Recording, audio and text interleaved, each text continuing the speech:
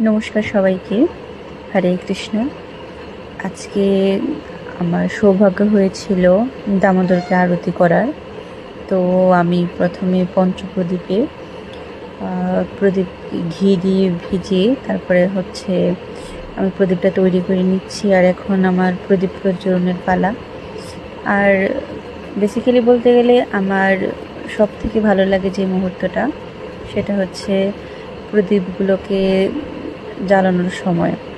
আমার এতটা ভালো লাগে যে সেটা আমি ভাষায় প্রকাশ করতে পারি না। সেজন্য ভালো লাগার মুহূর্তটাকে আরেকটু বাড়িয়ে দিতে আপনাদের সঙ্গেও সেটা শেয়ার করতে চলেছি।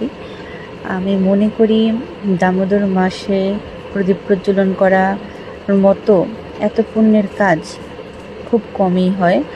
আমি চাইব প্রত্যেক হিন্দু ধর্মাবলম্বীরাই যেন দামোদর মাসে সেই প্রদীপ প্রজ্বলন করতে পারে এবং প্রদীপ প্রজ্বলনের সৌভাগ্য হয়। কারণ অনেকেরই হয়তো বা প্রদীপ প্রজ্বলনের সৌভাগ্য হয় না।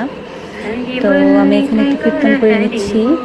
আমার খুবই ভালো লাগছে প্রদীপ প্রজ্বলন, আর সেই সঙ্গে দামোদরকে আরতি দান।